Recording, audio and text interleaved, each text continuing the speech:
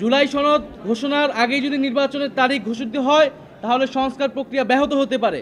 সেই জুলাই সনদ হওয়ার পরে একই সাথে আমরা তখন নির্বাচনের তারিখটি যাতে সরকার ঘোষণা করে আমরা সেই দাবি জানিয়েছি এবং জুলাই সনদ হওয়ার পরে আমরা আমাদের দলীয় মন্তব্য জানাবো যে কোন সময় নির্বাচন আমরা চাচ্ছি। আমরা বলেছি যুদ্ধের মাঝখানে আমরা কমান্ডার পরিবর্তন করতে চাই না।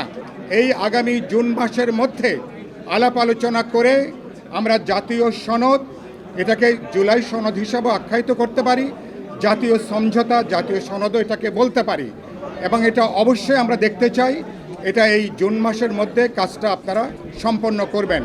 আমরা বলেছি নির্বাচনের আগে খুনি ফ্যাসিস্ট শেখ হাসিনার দোসরদের বিচার ব্যবস্থা দৃশ্যমান পর্যায়ে পৌঁছার একটা আবেদন আমরা করেছি। আমরা যেন এক আগ্রাসী শক্তি থেকে বাঁচতে গিয়ে আরেকটা আগ্রাসী শক্তির খপ্পরে বা জালে ফেসে না যায়, সেই বিষয়টাকেও জাতির কাছে এই বিষয়টাকে ইনশিওর করতে হবে। পুলিশের সঙ্গে দূরত্ব সৃষ্টি হয়েছে, সেনাবাহিনীর সঙ্গে দূরত্ব সৃষ্টি হয়েছে। আলাপ আলোচনার মাধ্যমে এই দূরত্ব কমিয়ে এনে যত দ্রুত সম্ভব অতি দ্রুত একটি সুষ্ঠু নির্বাচনের ব্যবস্থা করার জন্য আমরা বলেছি। জাতীয় ঐক্যমত্য কমিশনের আহ্বানে সর্বদলীয় যেই বৈঠকটি হয় সেখানে আমরা জাতীয় নাগরিক পার্টির পক্ষ থেকে স্পেসিফিকভাবে 3টি বিষয় নিয়ে কথা বলেছি। আমরা সরকারের যেই প্রতিশ্রুতির সময় জুলাই ঘোষণাপত্র দেওয়ার কথা ছিল আমরা সেটির অগ্রগতি সম্পর্কে জানতে চেয়েছি এবং 30 কার্য দিবসের মধ্যেই যাতে জুলাই ঘোষণাপত্রটি জারি করা হয় সে বিষয়ে আমরা জোর আহ্বান জানিয়েছি। কারণ আমরা এর আগেও দেখেছিলাম জানুয়ারি মাসে একটা ডেট দেওয়া হয়েছিল, সরকার প্রতিশ্রুতি দিয়েছিল, এই আন্দোলনের প্রেক্ষিতে আরেকটি প্রতিশ্রুতি দিয়েছে, এইবার যাতে প্রতিশ্রুতি ভঙ্গ না হয়। দ্বিতীয়ত আমরা বলেছি যে এই জুলাই মাস আসতেছে, 1 বছর পূর্তি হবে আমাদের গণ অভ্যুত্থানের। 5ই আগস্টের আগেই এই জুলাই মাসের মধ্যেই যাতে জুলাই সনদটি কার্যকর করা হয়, সকলের স্বাক্ষর নিয়ে আমরা যাতে জুলাই সনদ করতে পারি এবং জুলাই সনদ কার্যকর হওয়ার আগে নির্বাচনের তারিখ ঘোষণা করা ঠিক হবে না।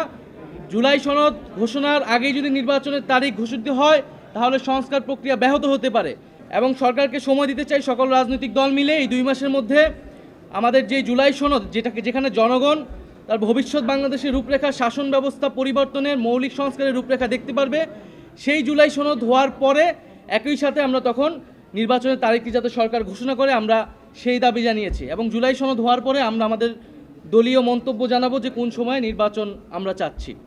আর সর্বশেষ আমরা নির্বাচন কমিশনের কথা বলেছি, যেটা আমরা এর আগেও বলেছি যে আমাদের একটি সুষ্ঠু নির্বাচনের জন্য আমাদের সবচেয়ে গুরুত্বপূর্ণ বিষয় হচ্ছে নির্বাচনী ব্যবস্থার সংস্কার, নির্বাচন নিয়ে যত সংখ্যক আইন, নির্বাচন কমিশন সংক্রান্ত যে আইন সেই আইনগুলো সংস্কার করে এই নির্বাচন কমিশন পুনর্গঠন করা এবং নির্বাচন কমিশন এখন যে প্রক্রিয়া চলছে সেখানে আমরা আস্থা রাখতে পারছি না, নিরপেক্ষতা প্রশ্নবিদ্ধ হচ্ছে, এটি যাতে সরকার বিবেচনায় নেয় এবং একটি উচ্চ আদালত থেকেও আমরা দেখেছি নির্বাচন কমিশন নিয়ে প্রশ্ন তৈরি হয়েছে।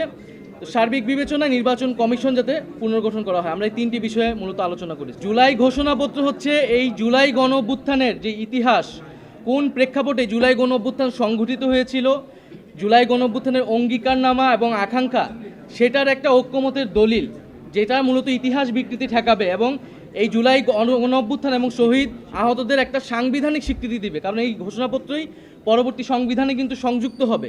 আর জুলাই সনদ হচ্ছে আমাদের রাষ্ট্র কাঠামোর যে সংস্কার, যে কোথায় কোথায় আমরা সংস্কারগুলো করব এবং সেই সংস্কার যাতে পরবর্তীতে অব্যাহত থাকে, বিচারের বিষয়টা যাতে আমাদের অব্যাহত থাকে, সেই বিষয়ের একটা ঐক্যমতের দলিল। আমরা বলেছি আপনাদের উচিত হবে সম্ভব হলে আগামীকাল বা আগামী পরশুদিন যে সমস্ত প্রশ্নে সকল রাজনৈতিক দল আমরা একমত হয়েছি, মতৈক্য তৈরি হয়েছে, তার একটা তালিকা আপনারা প্রকাশ করবেন।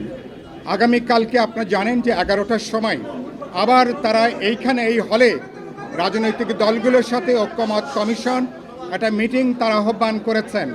আমরা বলেছি যেভাবে আপনারা এই মিটিংটা আহ্বান করেছেন বিতর্কিত বিষয়গুলো নিয়ে আশঙ্কা আছে এটা রাজনৈতিক দলগুলোর মধ্যে একটা তীব্র বাদানুবাদ, একটা বিতর্ক সভায় পর্যবসিত হতে পারে।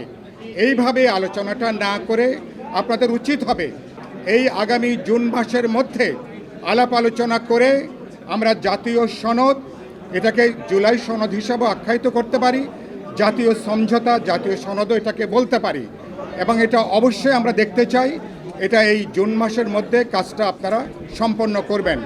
2 নম্বর যে কথাটা আমরা সরকারকে পরিষ্কার করে বলেছি, আমরা অন্তর্বর্তী সরকারের প্রধান, আমরা বলেছি আপনার উপরে রাজনৈতিক দলগুলো আস্থা রাখতে চাই। আমরা বলেছি যুদ্ধের মাঝখানে আমরা কমান্ডার পরিবর্তন করতে চাই না। নির্বাচনের ব্যাপারে বলেছি অধিকাংশ রাজনৈতিক দল, প্রধান উপদেষ্টা ডিসেম্বর থেকে যে জুনের কথা বলেছেন, ডিসেম্বরের মধ্যেই জাতীয় নির্বাচনের ব্যাপারে অধিকাংশ দল তাদের মতামত প্রকাশ করেছেন। সরকারের উচিত হবে এটাকে বিবেচনার মধ্যে নেওয়া, আর রাজনৈতিক দলগুলোকে প্রতিপক্ষ না বানিয়ে বিরোধী দলের শিবিরে না ঠেলে দিয়ে তাদেরকে আলাপ আলোচনা করে বোঝাপড়া করে নির্বাচন এমনকি 31শে ডিসেম্বরের আগেও হতে পারে। আলাপ আলোচনা যদি বোঝা যায় কাজের জন্য আরও 7 দিন বেশি সময় লাগবে, এটা নিয়ে কেউ কোনো আপত্তি করবে না। শেষ যে কথাটা বলেছি, সরকার, নির্বাচন কমিশন, সকল বাহিনী, জনগণের সকল অংশ যদি সম্মিলিত উদ্যোগ থাকে তাহলে অবিলম্বে আমরা শেষ করতে পারবো। আমরা ভেবেছিলাম যে এই 3 মাসে কোন কোন সংস্কার বিষয়ে সকল দল ঐক্যমত হয়েছে একটা রিপোর্ট আমরা পাব, কিন্তু আজকে দুর্ভাগ্য জাতীয় ঐক্যমত কমিশন আমাদেরকে এতটুকু বলেছে যে আমরা অনেক বিষয় ঐক্যমত হয়েছি আর কিছু বিষয় আমাদের দ্বিমত রয়েছে, এগুলো আগামীকালকে তারা নাকি বৈঠকে উপস্থাপন করবে। আমরা চেয়েছিলাম যে বিষয়গুলো ঐক্যমত হয়েছে আজকে আমাদের হাতে দিয়ে দেওয়া বা প্রকাশ করা। যাই হোক, আমাদের যে প্রস্তাবটা ছিল, 3টা প্রস্তাব আমাদের ছিল। প্রথম প্রস্তাব হলো যে সংস্কার কতদিনে করবেন এবং সংস্কার কোন কোন বিষয়গুলি গুরুত্ব সহকারে করবেন এর একটা রোড ম্যাপ দরকার, যে আমি 2 মাসে, 2.5 মাসে, 3 মাস সংস্কার আমরা সম্পূর্ণ করব। কারণ সংস্কার এটা চলমান প্রক্রিয়া, যেভাবে চলছে ধীরগতিতে এখন পর্যন্ত প্রায় 9 মাস হয়ে গেল, আমরা মানে কোন কোন বিষয়ে ঐক্যমত সেটাই জানতে পারলাম না। এই জন্য আমাদের প্রস্তাব ছিল যে সংস্কার বিষয়ে একটি রোড ম্যাপ আমরা চেয়েছি। আর দ্বিতীয় বিষয় হলো আমরা বলেছি নির্বাচনের আগে খুনি ফেসির শেখ হাসিনার দোসরদের বিচার ব্যবস্থা দৃশ্যমান পর্যায়ে পৌঁছার একটা আবেদন আমরা করেছি। 3 নম্বর হলো নির্বাচনের তারিখের বিষয়ে আমরা বলেছি, কারণ একটি সুষ্ঠু নির্বাচনের জন্য একটি সুষ্ঠু পরিবেশ দরকার, যাতে এমন কোনো নির্বাচন আমরা চাই না যে নির্বাচন পেশি শক্তি, কালো টাকার প্রভাবে প্রশ্নবিদ্ধ হয়। এজন্য আমরা সরকারকে বলেছি যে দ্রুত প্রয়োজনীয় সংস্কার করে আপনারা যেই তারিখ দিয়েছেন আগামী ডিসেম্বর থেকে জুন মাসের মধ্যে আপনারা নির্বাচন করবেন। আমাদের প্রস্তাব ছিল যে এই যে একটা লম্বা সময়, ডিসেম্বর থেকে জুন, এই 6 মাসের মধ্যে নির্বাচন কবে হবে, আদৌ হবে কিনা, অনেক মানুষের মধ্যে সন্দেহ আছে, সংশয় আছে। এজন্য আমরা আজকে চিফ অ্যাডভাইজারকে বলেছি যে আপনার দেওয়ার যেই সময়সীমা এর মধ্যে আপনি ইলেকশনটা কোন মাসে করবেন এর একটা রুটম্যাপ আমরা চাই। আপনি ফেব্রুয়ারিতে করবেন না জানুয়ারিতে করবেন না ডিসেম্বরে করবেন, অর্থাৎ আপনার দেওয়া যে সময় এর মধ্যে আপনি কোন মাসে ইলেকশনটা করবেন আমরা একটা রুটম্যাপ চাই। আমরা 3টা প্রস্তাব দিয়েছি। বাংলাদেশের চাওয়া পাওয়ার জায়গাটা হলো আমরা সংস্কার চাই, তবে সংস্কারের নামে সময়ক্ষেপণ চাই না। আমাদের দ্বিতীয় চাওয়া পাওয়ার জায়গাটা হলো যে আমরা ফেসিবাদের বিচার চাই, তবে বিচারের নামে সময়ক্ষেপণ চাই না। যেভাবে গতকালকে জাতি বিচারের কার্যক্রম দৃশ্যমান দেখতে শুরু করেছে, এটাকে আমরা আরও ত্বরান্বিত করতে চাই। আমাদের আরেকটা চাওয়া পাওয়ার জায়গা হলো আমরা দ্রুত সময়ের মধ্যে মাস এবং ডেট চাই অন্তর্বর্তী সরকারের কাছ থেকে। অন্তর্বর্তী সরকার যেন কোনোভাবেই সময় ক্ষেপণ না করে। আমাদের আরেকটি জায়গা, গুরুত্বপূর্ণ জায়গা হলো গণ অভ্যুত্থান হয়েছে ফেসিবাদের বিরুদ্ধে, সেই সাথে ফেসিবাদের পেছনে যাদের মদত ছিল, যেই সমস্ত আগ্রাসী শক্তির, তাদের বিরুদ্ধে অভ্যুত্থান হয়েছে, লড়াই হয়েছে। সুতরাং আমরা যেন এক আগ্রাসী শক্তি থেকে বাঁচতে গিয়ে আরেকটা আগ্রাসী শক্তির খপ্পরে বা জালে ফেসে না যাই, সে বিষয়টাকেও জাতির কাছে এই বিষয়টাকে ইনশিওর করতে হবে, নিশ্চিত করতে হবে। বিভিন্ন বিষয়ে আলোচনায় স্থান পেয়েছে রাজনৈতিক দলগুলোর পক্ষ থেকে, বন্দর, করিডোর, নারী বিষয়ক কমিশন, সবগুলো বিষয় এসেছে। আগামীকালের সংলাপেও আমরা 20 টাকা নোটের মধ্যে যে মসজিদের ছবি সরিয়ে মন্দিরের ছবি যুক্ত হয়েছে, এই বিষয়গুলো নিয়ে আমরা আগামীকালকে ইনশাল্লাহ সংলাপে কথা রাখবো, বক্তব্য রাখবো।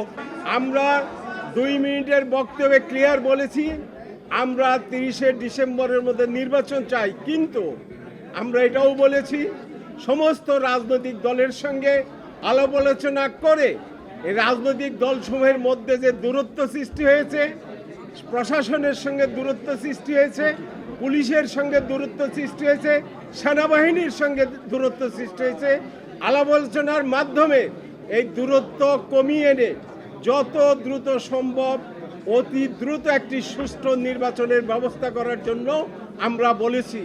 এই কথা বলে আমি আমার বক্তব্য শেষ করছি। আমরা এটাও বলেছি সংস্কার এবং নির্বাচন একসঙ্গে চলবে। ধন্যবাদ। আসসালামু আলাইকুম।